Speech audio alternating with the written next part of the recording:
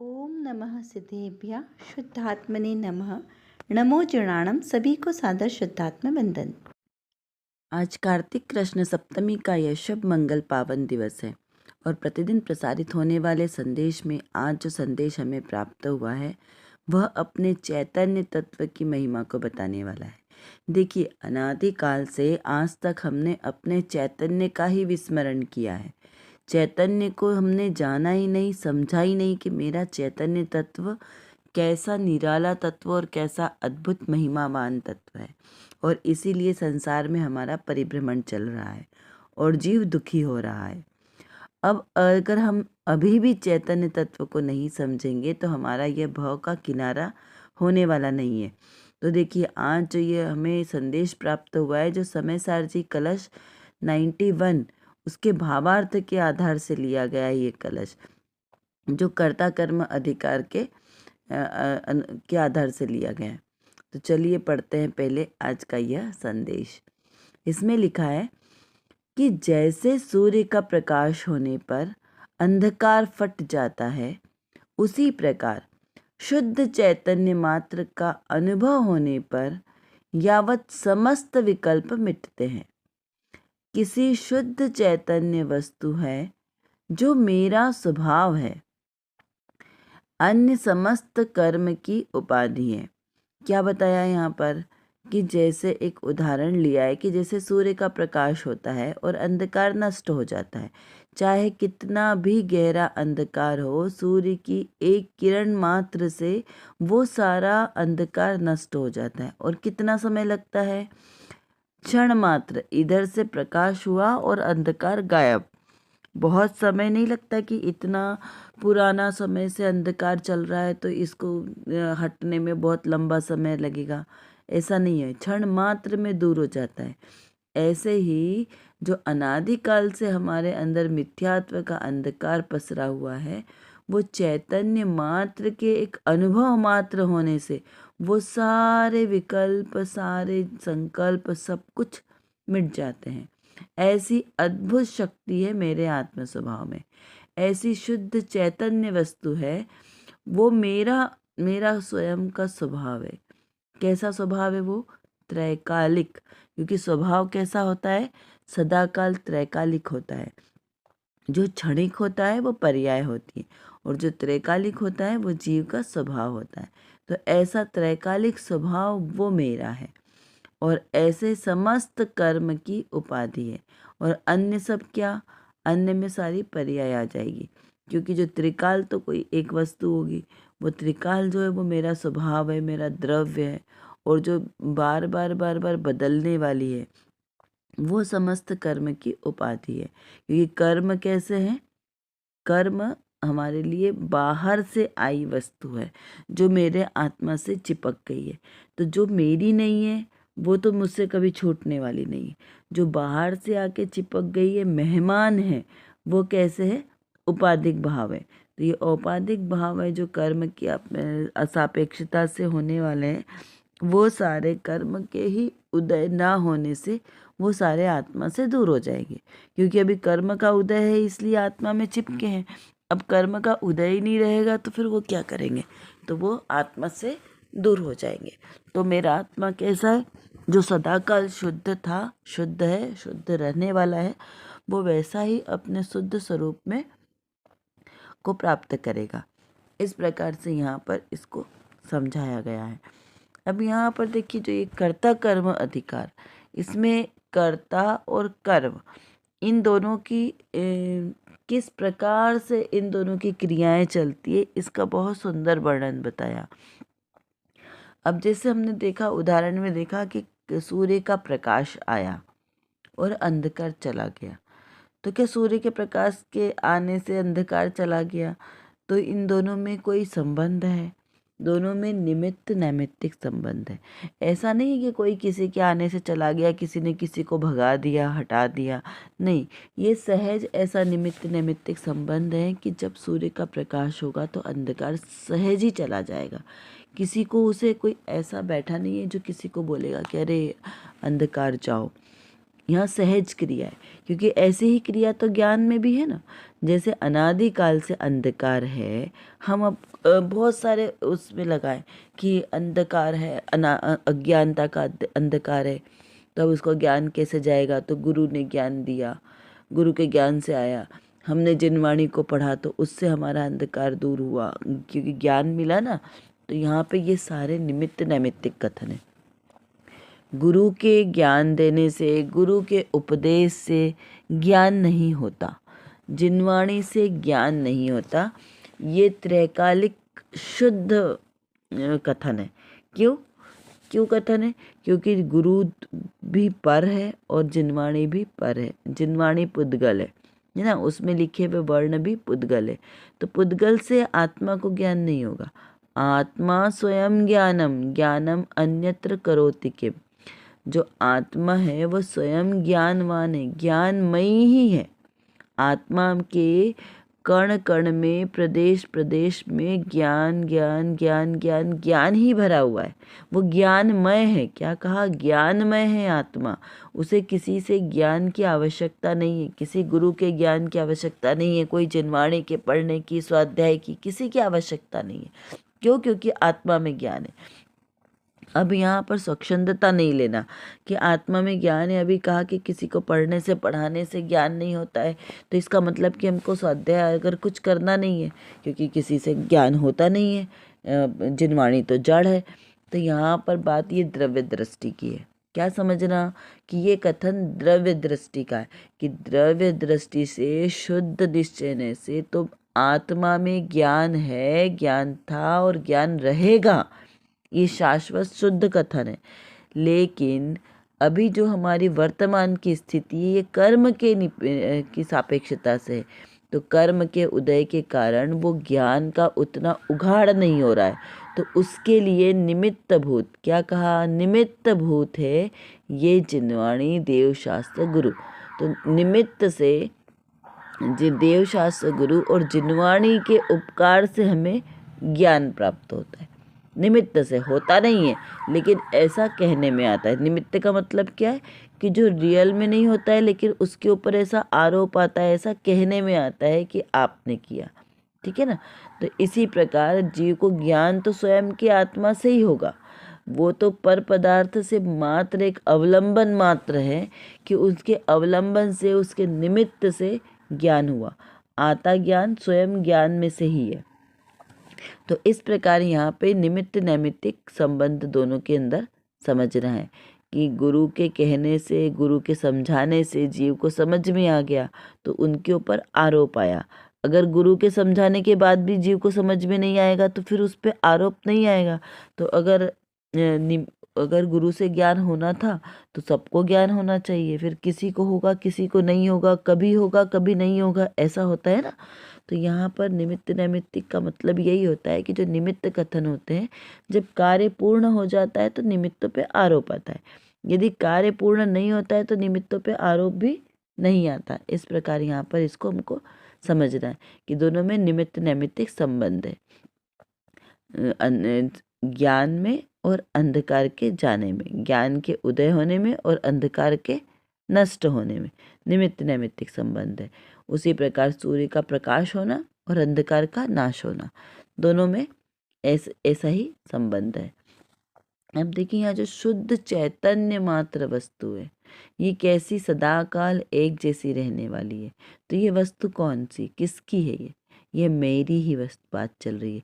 चैतन्य मात्र यानी कि सिर्फ एकमात्र चेतना चेतना चेतना चेतना चेतना शक्ति चल रही है। दृश्य दृश्य दृश्य दृश्य शक्ति चल रही है। और ज्ञान दर्शन का व्यापार, चेतना ज्ञान, दृश्य देखना, ज्ञान और दर्शन का व्यापार जो चल रहा है, वही सम्यक दर्शन, सम्यक ज्ञान और सम्यक चारित्र है। जैसे बहुत सुंदर बात यहाँ पर विचारणीय कथन जो कहा है, जो समय सार जी परमागम के आधार से जो आचार्य कुंद कुंद देव द्वारा विरचित है। चैतन्य का स्मरण प्रति क्षण करो रे, भव के अनंत दुख को क्षण में हरो रे। अक्षय अनंत सुख सौख्य निधान पाओ। गाओ अरे नित इसी के गीत गाओ। ऐसा अद्भुत वैभवशाली मेरा यह चैतन्य तत्व है जिसका स्मरण प्रतिक्षण करना है। और विस्मरण करना किसका करना है? इन पर्यायों का, इन प्रभावों का, इन विकल्प संकल्पों का। तो ऐसा प्रति समय स्मरण करने योग्य मेरा यह चैतन्य तत्व है। चलिए अब देखते हैं आज की रत्नकणिका में कौन सी विशेष बात आई है। यहाँ पर प्रश्न किया है कि उपवास करना चाहिए या नहीं। मुमुक्षु ने क्या प्रश्न किया कि देखो हम चारों तरफ देखते हैं कि व्रत उपवास करो, ऐसे करो, क्योंकि चरणानी योग की भाषा में क्या कहा जाता है कि सदाचरण को अपनाओ, आचरण संबंधी शुद्धि होना चाहिए। तो उसमें है कि व्रत उपवास, नियम, संयम, संलेखना, ये सारी करने योग्य क्रियाएं हैं श्रावक की। तो यहाँ पर श्रोता ने प्रश्न किया कि ऐसे उपवास करना चाहिए या नहीं करना चाहिए। तो उसका समाधान कहते हुए श्री पद्मनंदी पंचविंशति ग्रंथ के आधार से यहाँ पर उसका समाधान बताया गया है, जो उपासक संस्कार के माध्यम से। तो आचार्य देव क्या कहते हैं? आचार्य देव कहते हैं कि उपवास की परिभाषा ही यह है कि आज आहार मुझे लेना नहीं है। उपवास का क्या अर्थ बताया कि उपवास यानी आज मुझे आहार नहीं लेना है, ऐसा यहाँ पर इससे संबंध पता चलता है। आप किसी को भी बोल दोगे कि आज मेरा उपवास है, तो आपको इतना लंबा सेंटेंस बोलने की ज़रूरत नहीं कि आज इनको भोजन ग्रहण नहीं करना है। व्यक्ति समझ जाता है कि आज इनको भोजन नहीं ग्रहण करना है। यह कथन पद्धति ऐसी है, करना नहीं है, मतलब यहाँ पर कथन पद्धति ऐसी कि अगर हमने उपवास कहा तो उससे सहज ही समझ में आ गया। तो यहाँ पर ये बताना ये चाहते हैं कि अर्थात उसके प्रति झुकाव की वृत्ति आज मेरे में नहीं है, यह सारी चीज़ें स्पष्ट हो जाती है। अब नहीं क्यों? क्योंकि स्वभाव सम्मुख रहने से जितना प्रयास और उत्साह है उतना आहार लेने की ओर का उत्साह मंद पड़ गया है। ऐसा भाव विकल्प वाला हो, उपवास करूं, उणोदर करूं, थोड़ा आहार लूं, यह भाव उन्हें आए बिना रहता ही नहीं है। यह तो धर्म के मार्ग पर चले हुए पथिक का पंथ है। समझ में आया क्या? इस प्रकार से गुरुदेव श्री बता रहे हैं। क्या इसका सार क्या निकला? यहाँ पर यह बताना चाहते हैं कि उपवास का अर्थ है कि आपको आज आहार के प्रति इच्छा, आहार के प्रति ममत्व का भाव नहीं है, इसलिए आपने उपवास धारण किया। अब इसके रियल भाव तो उपवास का यही है कि उप प्लस वास दो शब्दों से बना है।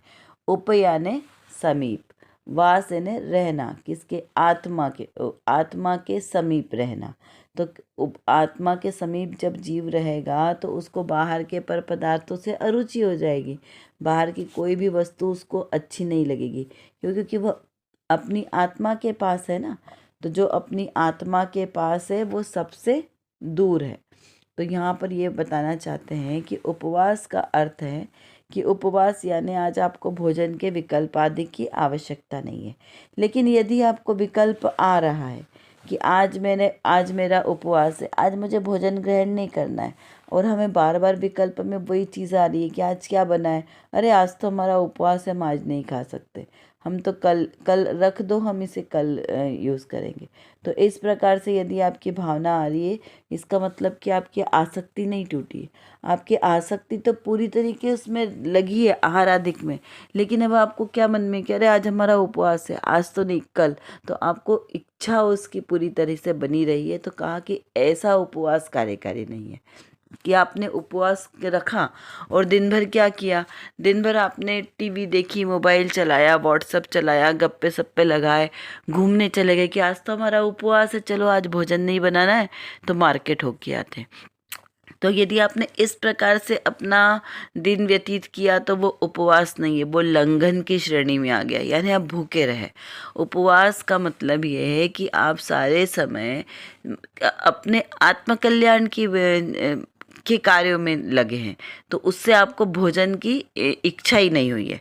जैसे शास्त्र स्वाध्याय पढ़ रहे हैं, आत्मचिंतन कर रहे हैं, मनन कर रहे हैं, सामायिक, ये सारी क्रियाएं जो आत्मा के सन्मुख रखने वाली है, सामायिक प्रतिक्रमण ये सब, तो ये सारी क्रियाओं में आपको इतनी तल्लीनता है कि आपको भोजन की आवश्यकता ही नहीं लगी, भोजन का विकल्प ही नहीं आया, तो वो सच्चा उपवास है। वह अन्यथा उपवास की श्रेणी नहीं होगी। अब उपवास भी इसीलिए तो कहा है कि सम्यक दृष्टि को व्रताधिक पलते हैं, है ना। आगम में कथन है ना कि सम्यक दृष्टि जीव को ही व्रताधिक पलते हैं, यदि सम्यक दर्शन के बिना व्रताधिक करे तो वो सब कैसे है, बाल तप है। तो यहाँ पे बाल तप यानी बालकों जैसी क्रिया। तो सम्यक दर्शन के साथ जब जीव उपवास उसको सहज पलता है, उसको ऐसे कोई धारणा नहीं बनानी पड़ती कि आज के दिन हमने उपवास किया, उसको सहज ही विकल्प नहीं आता है और उसको भोजन आदि का भाव नहीं रहता, तो उसको उपवास पलता है। बहुत सारे ऐसे मुनिराज जब अपनी आत्म साधना में तल्लीन होते हैं, तब वो इस प्रकार से कई महीनों के उपवास करते हैं। कई बार तो एक उपवास एक पारना, इस प्रकार की भी तपस्या करते हैं। तो वो तपस्या इसलिए करते हैं कि उनको बोझ लगता है, आहार आदि लेना भी एक उनको क्रिया लगती है कि अब आहार लेने जाओ और फिर आओ, तो उतना समय भी वो अपनी आत्मा से दूर नहीं रहना चाहते, इसीलिए वो उपवास आदि की क्रियाएं करते हैं। तो उपवास आदि की क्रियाएं ये सब तो होती है, लेकिन सम्यक दृष्टि जीव को जब अपनी आत्मा का अनुभव हो रहा है, जब आत्मा की उसे पहचान हो रही है, तब सहज ही ये क्रिया वर्तती है और उसका फल भी उत्कृष्ट प्राप्त होता है। लेकिन जब जीव को आत्मा की तो कोई खबर ही नहीं है कि मैं आत्मा हूँ, मैं कैसा आत्मा हूँ, क्या करता हूँ, ये सब कुछ उसे जब पता ही नहीं है, और अगर वो उपवास आदि करे तो उसको प्रतिफल नहीं मिलता, क्योंकि ज्ञान बिना कोई क्रिया नहीं होती है। जो भी क्रिया करेंगे उसमें ज्ञान महत्वपूर्ण है। तो इसलिए यहाँ पे कहा कि जब भी आप कोई व्रत उपवास आदि करें तो पहले तो उसका अभिमान नहीं करें कि हमने व्रत उपवास किया। क्यों? क्योंकि मैं अकर्ता स्वभावी आत्मा हूँ, मैं किसी कार्य का कर्ता नहीं हो सकता, और अगर हमने स्वयं को कर्ता मान लिया तो वो उपवास वगैरह सारा निष्फल हो जाएगा। तो उपवास और ये सब सहज क्रिया है आत्मा के समीप रहने की, इस प्रकार हमको यहाँ पर समझना है। चलो कुछ प्रश्नों के माध्यम से थोड़ा सा चिंतन और बढ़ाते हैं। शुद्ध चैतन्य मात्र का अनुभव होने पर क्या प्राप्त होता है और क्या क्या छूट जाता है, इसका विचार करें। मेरा स्वभाव क्या है और कर्म की उपाधि क्या है, विचार करना है। उपवास क्या है, उपवास करना क्यों आवश्यक है, इसका विचार करें। उपवास यानी स्वभाव के सन्मुख रहना, यही इसका अर्थ है क्या, इसका चिंतन कीजिए। देखिए, लौकिक में भी उपवास को महत्व दिया है। नेचुरोपैथी में भी कहते हैं कि आपको सप्ताह में एक बार उपवास करना चाहिए। तो वो किस अपेक्षा से कहते हैं, वो शरीर की अपेक्षा से कहते हैं कि जो मेरा जो बॉडी है ये कार्य करके थक जाता है पाचन का, तो उसको भी थोड़ा सा रेस्ट देने के लिए आपको एक दिन का उपवास आदि करना चाहिए, जिससे आपका शरीर स्वस्थ रहे। तो यहाँ पर शरीर स्वस्थ रहे तो शरीर तो स्वस्थ रहेगा ही, लेकिन मन की स्वस्थता के लिए, मन को संकल्प विकल्प से दूर रखने के लिए शास्त्र स्वाध्याय आदि करके आत्मा के समीप रहना चाहिए। इस प्रकार हमें समझना है इसको। कर विचार तो पाम, हम जितना विचार करेंगे उतना ही हमारा विषय क्लियर होगा, क्योंकि हमारे पास समय की कमी है और जानना बहुत ज़्यादा है। और किसको जानना है? अपने ही ज्ञायक स्वभाव को जानना है। तो जब तक हम अपने इस ज्ञायक स्वभाव को नहीं जानेंगे तब तक हमारा कोई भी कार्य सिद्ध नहीं हो सकता। तो एकमात्र जो मेरे अंदर, मतलब मेरे आत्म स्वभाव में जो ज्ञान नाम का विशेष गुण है, इस गुण को एकमात्र अपने ज्ञायक स्वभाव को जानने में लगाएं तो निर्विकल्प दशा की प्राप्ति होगी, और इस निर्विकल्प दशा के ही आश्रय से हमें शाश्वत सुख की प्राप्ति होगी। तो वो शाश्वत सुख हमें प्राप्त हो, इसीलिए पुरुषार्थ करना आवश्यक है। उसके लिए व्यवहार से तो सच्चे वीतरागी देवशास्त्र गुरु का आश्रय लेना योग्य है, और निश्चय नय से मेरी निज शुद्धात्मा का आश्रय लेना ही सर्वश्रेष्ठ उपाय है। अभी के लिए बस इतना ही। विशेष चर्चा हम आगे की कक्षाओं में करेंगे। तब तक हम अपने आत्मस्वरूप को जानें, पहचानें और उसी में लीन रहें। इसी विशेष मंगल भावना के साथ आप सभी को सादर जय जिनेंद्र।